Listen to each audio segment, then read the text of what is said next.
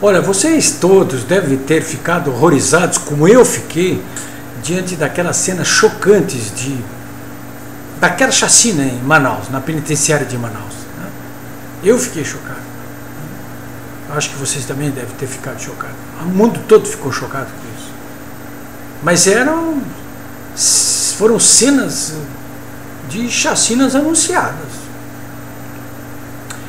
Muita gente tem entrado no blog que eu mantenho, www.polibiobraga.com.br, e também no meu Facebook, e até tem me mandado mensagem do WhatsApp de Outlook, dizendo mais ou menos o seguinte: o discurso é mais ou menos o seguinte: olha, menos mal, Políbio, porque bandido matou bandido, enquanto eles ficaram se matando entre eles, quanto menos bandido eles se matarem, melhor para nós. E eu confesso para vocês que às vezes eu fico tentado a achar que quando esses bandidos ficam se matando, é melhor que se mate mesmo. É menos bandido pra gente. Eu às vezes sou tentado também a desenvolver esse tipo de raciocínio, mas eu logo me recomponho e vejo que não é por aí. Aqui em Porto Alegre mesmo, no final de semana, no Rio Grande do Sul, aliás, 19 pessoas foram assassinadas no final de semana. Eu não vi comoção nenhuma aqui no Rio Grande do Sul. 2 dias, hein? 19 pessoas assassinadas. Mas vi comoção agora nesse caso de Manaus. Por que eu não considero que esse raciocínio esteja correto? Porque, olha, senhores, isso é uma barbárie. É a lei da selva, é a barbárie. É a lei do mais forte. E vocês podem ter certeza aí o seguinte, que quando se instala a barbárie, se instala o poder dos mais fortes.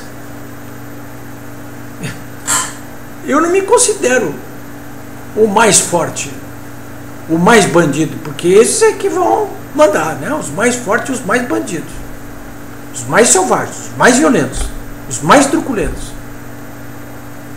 É o reino o governo da barbárie, é isso aí. Ora, a sociedade, a civilização humana, ao longo de milênios, ela foi construindo leis para exatamente acabar com a lei da selva, do mais forte, né? Para proteger os mais fracos. Quem? As crianças, os velhos, as mulheres, os inválidos, né?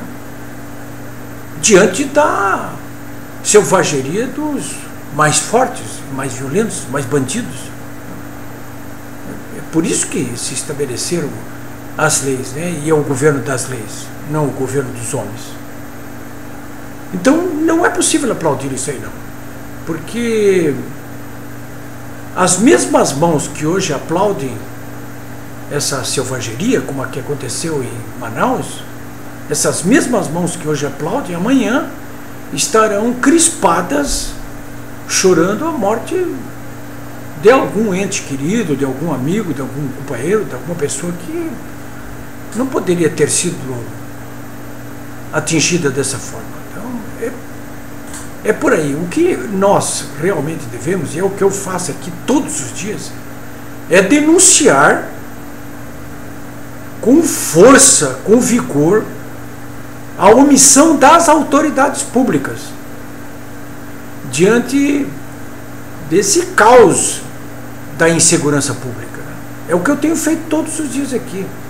E é uma responsabilidade de todos nós, mas é sobretudo a responsabilidade daqueles a quem nós encarregamos, através do voto, através do pagamento dos nossos impostos, de impor o império da lei.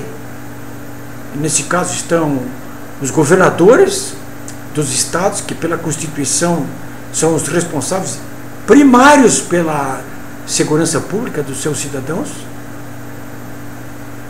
e com eles estão responsáveis todos os juízes e desembargadores de todos os estados, todos os promotores e procuradores de todos os estados e todos os deputados estaduais. De todos eles nós devemos cobrar.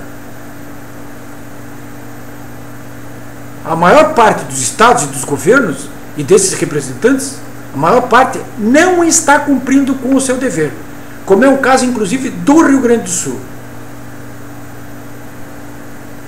A alegação de que não existem recursos para suportar um sistema penitenciário decente, uma justiça ágil e eficaz, uma polícia militar, uma polícia judiciária, uma polícia civil que funcione como deve, essa justificativa ela não pode ser aceita. Existe esse problema? Eu sei que existe. Mas esse problema tem como ser debelado. E tem como ser debelado, inclusive, rapidamente. Aqui no Rio Grande do Sul nós tivemos 2 governadores que fizeram isso e rapidamente. Que foi o governador Antônio Brito e foi a governadora Ieda Cruz. Olha os gráficos. Em algum daqueles governos vocês viram alguma coisa parecida com isso que está acontecendo na área da segurança pública hoje aqui no Rio Grande do Sul? Um cenário que é consequência da herança maldita deixada pelo governador Tarso Genro, do PT, que trabalhava com a ideia de que era mais importante eliminar o déficit social do que o déficit financeiro, como se o déficit social pudesse ser eliminado sem o controle das contas públicas e algum tipo de superávit que permitisse a alocação de recursos para eliminar o déficit social. Quer dizer, uma vesgueira ideológica de proporções oceânicas, uma vesgueira, inclusive, que tinha propósitos ideológicos claros, que era exatamente o da dissolução do tipo de sociedade que nós temos aqui no Brasil e no Rio Grande do Sul, para que pudéssemos chegar ao que é hoje a Venezuela, o que é Cuba, o que é o Vietnã, o que são esses países comunistas. Porque essa gente ela só consegue se expandir no meio da miséria, da ignorância. Mas nós não queremos isso. De modo que, sim, vamos tratar de continuar cobrando dos nossos governantes. Alguém pode me dizer assim, mas você está com miragem, isso não existe aqui no Brasil. Existe sim. Vá lá em São Paulo, dá uma olhada. São Paulo não está acontecendo nada disso. Hoje São Paulo é o estado mais seguro do Brasil. São Paulo é o maior estado do Brasil, 30 milhões de habitantes, quase 3 vezes a população do Rio Grande do Sul, e é o mais seguro do Brasil. As suas penitenciárias são todas modelos. Por que razão? Porque há mais de 30 anos os governos de São Paulo ajustaram as contas públicas e fazem gestões primorosas em São Paulo. Porque o seu povo soube escolher e soube rejeitar esses demagogos, populistas, corporativistas, patrimonialistas, atrasados, que estão alojados e continuam aqui alojados dentro do Rio Grande do Sul, em partidos de esquerda, como o PT e o PSOL, buscando a cada dia que passa mentir para o conjunto da população, enganar o conjunto da população, prometendo coisas que não existem, como se fosse possível o progresso sem algum tipo de sacrifício, sem algum tipo de momento de ajuste. É isso aí, senhores. Não pense que as coisas vão resolver sozinha por geração espontânea, que não vão, não. Bota a tua boca na rua também. Usa o Facebook, usa o telefone, faça alguma coisa. Vá para a rua. Porque senão a gente aqui no Rio Grande do Sul vai ter só uma solução, hein? É tratar de ir embora daqui para Santa Catarina, porque lá está muito melhor do que aqui. Ou São Paulo, né? Eu não vejo na linha do horizonte, aqui no Rio Grande do Sul, nada que me aponte para uma solução a curtíssimo prazo do jeito que as coisas estão sendo feitas no nosso estado. Não vejo.